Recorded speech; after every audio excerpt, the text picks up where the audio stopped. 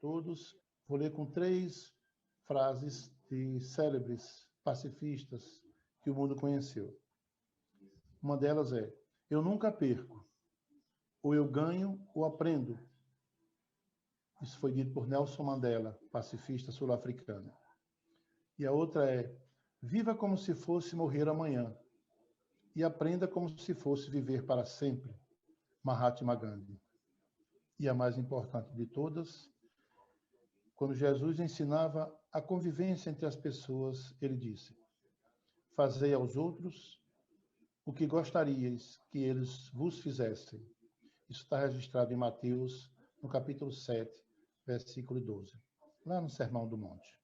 O espírito Nail Lúcio, em seu livro Jesus no Lar, apresenta lições que, segundo ele, foram ensinadas por Jesus em reuniões ocorridas na casa de Simão Pedro, na antiga Cafarnaum, cidade situada à margem do Mar da Galileia.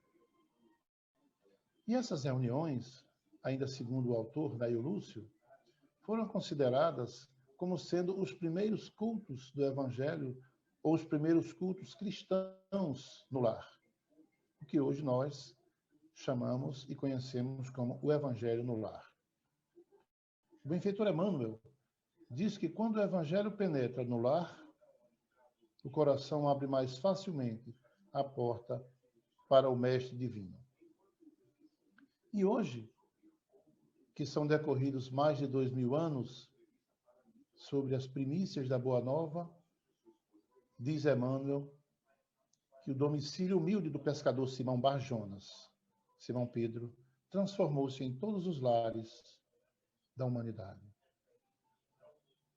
Todos os lares onde ocorram semelhantes reuniões, o Divino Mestre continua falando aos irmãos de todas as latitudes.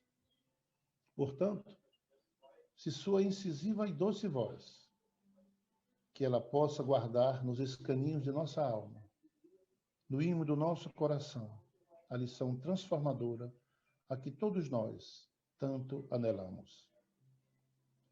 Como o assunto aqui é o Evangelho no lar, quero discorrer um pouco sobre o capítulo 5 do Evangelho segundo o Espiritismo, cujo título é Bem-aventurados os aflitos, precisamente no item 12, com o título Motivos de Resignação.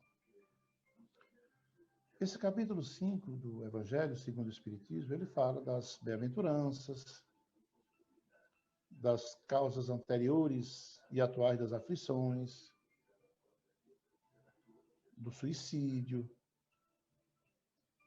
E aqui hoje nós vamos tratar precisamente sobre esse item 12 do capítulo 5, que é motivos de resignação. Eu vou ler o texto. Pelas palavras, bem-aventurados os aflitos, porque eles serão consolados, Jesus indica ao mesmo tempo a compensação que espera os que sofrem e a resignação que nos faz bendizer o sofrimento como prelúdio da cura. Essas palavras podem também ser traduzidas assim: deveis considerar-vos felizes por sofrer, porque as vossas dores neste mundo são as dívidas de vossas faltas passadas. E as dores suportadas pacientemente na terra vos poupam séculos de sofrimento na vida futura. Deveis, portanto, estar felizes por Deus ter reduzido vossa dívida, permitindo-vos quitá-las no presente, o que vos assegura a tranquilidade para o futuro. O homem que sofre é semelhante a um devedor de grande soma, a quem o credor dissesse: se me pagares hoje, mesmo a 100ª parte, darei quitação do resto e ficarás livre.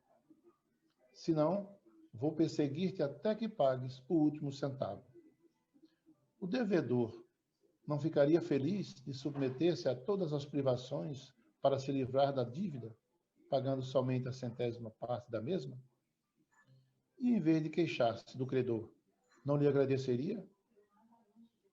É esse o sentido das palavras: Bem-aventurados os aflitos, porque eles serão consolados. Eles são felizes porque pagam suas dívidas e porque, após a quitação, estarão livres. Mas se ao procurar quitá-las, de um lado, se endividarem por outro lado, nunca se tornarão livres. É como eu pago uma dívida hoje e já tomo outro empréstimo. Continuo sempre um devedor quanto mais. Continua o texto.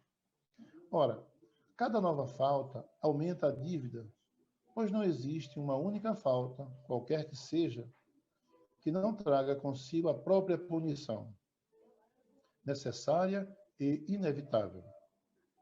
Se não for hoje, será amanhã. Se não for nesta vida, será na outra. Entre essas faltas, devemos colocar em primeiro lugar a falta de submissão à vontade de Deus. De maneira que, se reclamamos das aflições, se não as aceitamos como resignação, como alguma coisa que merecemos, se acusamos a Deus de injusto, contraímos uma nova dívida, que nos faz perder os benefícios do sofrimento. E quantas vezes a gente blasfema contra Deus, porque a dor, quando nos visita, sempre perguntamos: por que, Senhor, comigo? Por que com meu filho? Por que com meu parente próximo, com meu ente querido? Achando sempre que é injusta aquela dor para conosco. Quando, na verdade, pode haver até injustiça aos nossos olhos, mas tenho certeza que não há injustiçado nenhum na face da terra. Essa era a nossa reflexão para hoje. Obrigado a todos. Que a paz do Divino Mestre Jesus seja com todos.